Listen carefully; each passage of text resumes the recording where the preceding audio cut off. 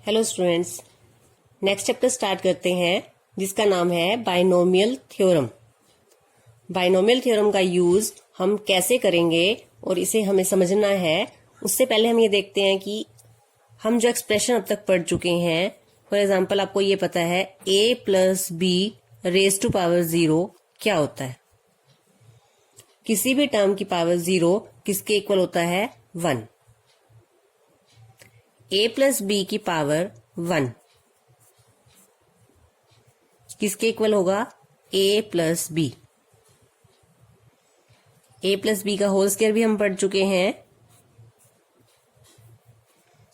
a square plus 2ab plus B square. फिर आप a plus B का whole cube भी पढ़ चुके हो, a cube plus 3a square B plus 3ab square plus B cube. इसी तरह से शायद आपको a प्लस बी की पावर 4 का फॉर्मूला भी आता होगा। a प्लस बी की पावर 4 होता है a की power 4 plus 4a cube b plus 6a square B square plus 4ab cube plus b की पावर 4। अब अगर मुझे लिखना है a प्लस बी की पावर 20 या फिर a प्लस बी की पावर 9 या a प्लस बी की पावर 50, तो वो हम नहीं लिख पाएंगे। अभी जितना हम पढ़ चुके हैं, हम a प्लस बी की पावर 50, a प्लस बी की पावर 100 ये हम अभी सोल्व नहीं कर पाएंगे। तो उसी के लिए हमने पढ़ना है ये चैप्टर बाइनोमियल थ्योरम। तो देखेंगे अब यहां से हम इन एक्सप्रेशन से आगे कैसे बढ़ेंगे। उसके लिए सबसे पहले हम कुछ जनरल बातें समझते हैं यहाँ पर इन्हीं एक्सप्रेशंस के बारे में जो अब तक हम पढ़ चुके हैं। सबसे पहले बात करती हूं मैं यहाँ पर a plus B. Binomial theorem का मतलब होता है बाइनोमियल जो है वो बाय प्लस नोमियल।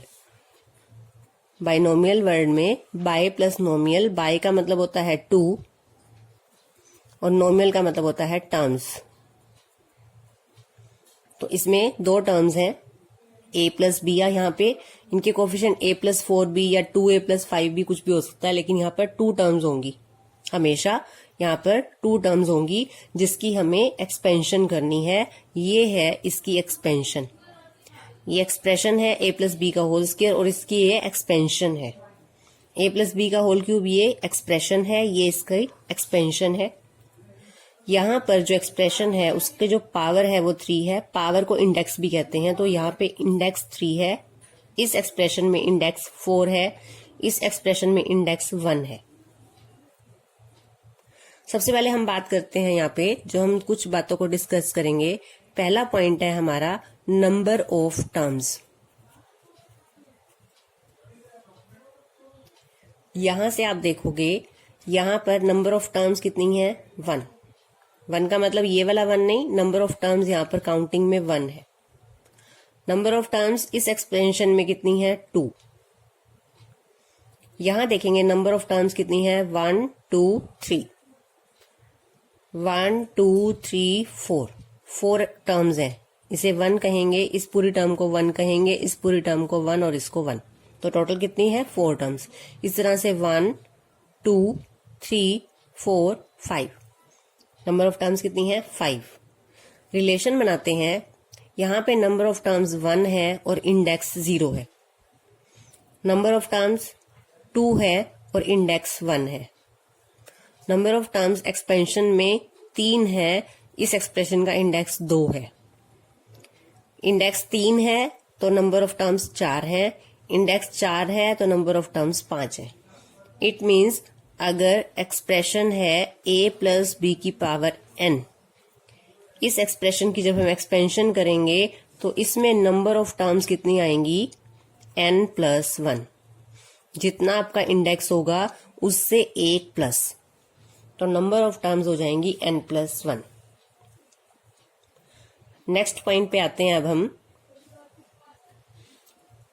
इन एक्सपेंशंस में अब हमने जो a हमारी फर्स्ट टर्म है उसकी पावर की बात करते हैं। इस एक्सपेंशन में यहां पर a की पावर क्या है? 0। यहां पे बात करते हैं फर्स्ट टर्म में ए की पावर क्या है 1, यहां पे ए की पावर नहीं है तो यहां ए की पावर क्या है 0। इस एक्सपेंशन में देखेंगे ए की पावर फर्स्ट टर्म में क्या है 2, अगली टर्म में ए की पावर क्या है 1 और नेक्स्ट टर्म में ए की पावर क्या है 0। पहले में 2 फिर 1 फिर 0। ए प्लस बी की होल क्यूब की एक्सपेंशन में देखेंगे ए की पावर फर्स्ट टर्म में क्या है 3, फिर 2, फिर थर्ड टर्म में कितनी हो गई 1 और यहाँ पे ए की पावर नहीं है, इट मीन्स यहाँ पर ए की पावर क्या है 0। 3 2 1 0। ए प्लस बी की पावर 4 वाली एक्सपेंशन में देखते हैं फर्स्ट टर्म में पावर 4 है, फिर 3 है, फिर 2 है, यहाँ पर 1 है और यहाँ पर नहीं है, इट मीन्स यहाँ पर क्या है ए की पावर 0। तो हमने क्या नोटिस किया यहाँ पर कि ए की पावर जो है, जो फर्स्ट टर्म है एक्सप्रेशन की, उसकी पावर जो है एक एक डिक्रीज हो रही है और कहां तक जाती है लास्ट में 0 तक। स्टार्ट कहां से होती है, जितना उसका इंडेक्स है। मैक्सिमम पावर हो सकती है 4, लास्ट में 0 तक जाती है और हर टर्म में पावर 1 कम हो जाती है। तो सेकंड पॉइंट जो हमने नोटिस किया है वो है कि पावर ऑफ फर्स्ट टर्म या A, power of A decreases by 1। इसी तरह से सेकंड टर्म जो बी है उसकी पावर देखेंगे, बी की पावर यहाँ 0 है फर्स्ट टर्म में, नेक्स्ट टर्म में बी की पावर 1 है। बी की पावर यहाँ पे क्या है, यहाँ पे बी नहीं है, इट मीन्स यहाँ पर बी की पावर क्या है 0, फिर 1 फिर 2। बी की पावर 0, बी की पावर 1, बी की पावर 2, बी की पावर 3, एक एक ही इंक्रीज हो रही है।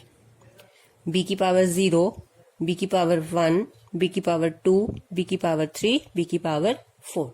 तो बी की पावर क्या हो रही है, इंक्रीज हो रही है। मिनिमम कितनी है 0, मैक्सिमम कितनी है, जितना उसका इंडेक्स है। बी की पावर 4 लास्ट है, यहाँ पर बी क्यूब है लास्ट, बी की पावर 4 नहीं आएगा इस एक्सपेंशन में। तो power of A decreases by 1 and power of second term जो भी होगी, यहाँ बी है सेकेंड टर्म, कुछ भी हो सकती है, यहाँ पे फर्स्ट टर्म ए है और सेकेंड टर्म बी है। Power of second term increases by 1।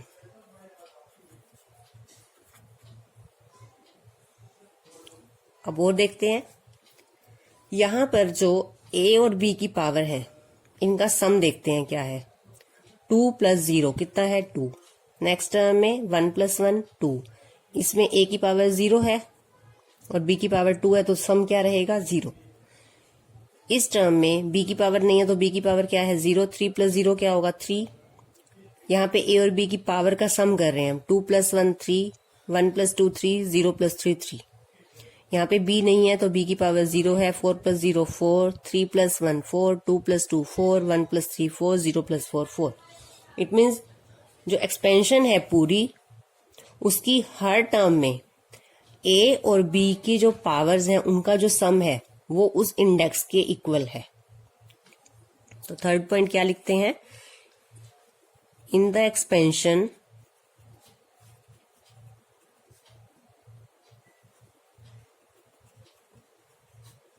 Of A plus B की पावर n ले लेते हैं हम यहाँ पर।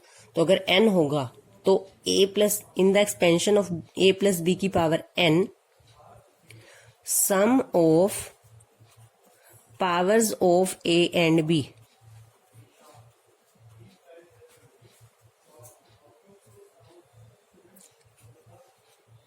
remains equal to n in each term।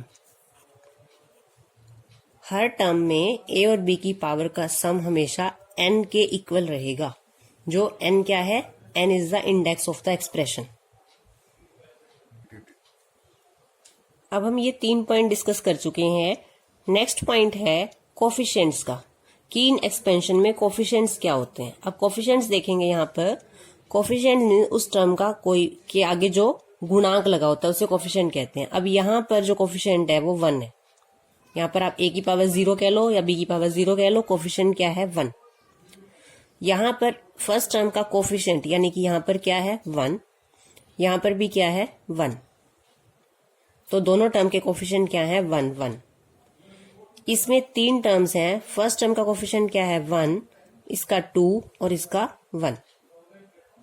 यहाँ पे हमारी टोटल 4 टर्म्स हैं। 4 टर्म्स में इसका कोफिशिएंट 1 है, इसका 3 है, इसका 3 है और इसका 1 है। जब आगे हमारे पास a क्यूब के आगे कुछ नहीं लगा हुआ, इट मींस यहाँ कोफिशिएंट क्या है 1। इसमें भी कोफिशिएंट 1 4 6 4 1। तो इट मीन्स अगर हमें हायर पावर लिखनी है, क्योंकि हम क्या डिस्कस कर रहे हैं कि यहां तक तो हमें आता है, तो a प्लस बी की पावर 50 फॉर एग्जाम्पल अगर मुझे लिखना है तो मैं किस तरह से लिख सकती हूँ। तो अब यहां से हम पहले इसको नोटिस करते हैं कि हमारे कोफिशिएंट्स क्या हैं। फर्स्ट में हमने देखा कोफिशिएंट हमारा 1 है। सेकंड एक्सपेंशन में दोनों टर्म का कोफिशिएंट क्या है 1। थर्ड टर्म में 1 2 1 1 2 1।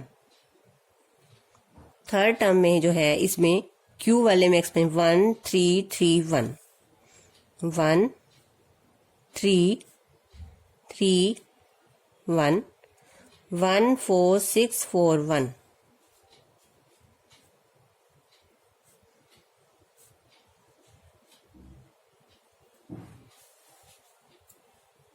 तो आप ये देखेंगे धीरे धीरे क्या हो रहा है कि ये एक ट्रायंगल की शेप बन रही है इस तरह से। यहाँ पे ट्रायंगल बन रही है इस तरह से। इसको कहते हैं पास्कल्स ट्रायंगल। इसका नाम है पास्कल्स ट्रायंगल। क्या इसका हम यूज करके a प्लस बी की पावर 5 की एक्सपेंशन बना सकते हैं? तो देखते हैं।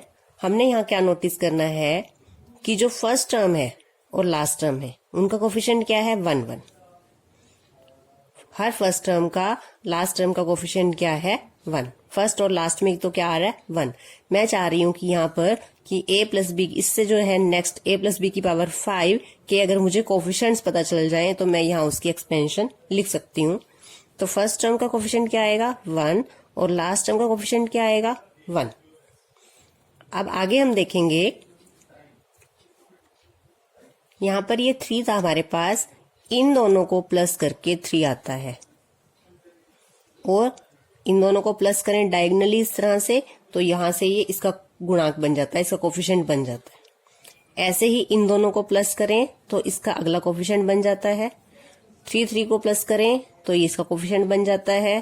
3 और 1 को प्लस करें तो ये 4 बन जाता है। तो अगर इस हिसाब से चलें तो यहाँ पे क्या आना चाहिए हमारे पास 1 और 4 को प्लस करके क्या आएगा यहाँ पर 5।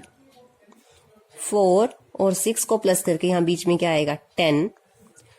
6 और 4 को प्लस करेंगे तो क्या आएगा 10। 4 और 1 को प्लस करेंगे तो क्या आएगा 5। तो ये हमारे कोफिशिएंट बन गए a प्लस बी की पावर 5 के एक्सपेंशन के। तो अब क्या हम a प्लस बी की पावर 5 का एक्सपेंशन लिख सकते हैं?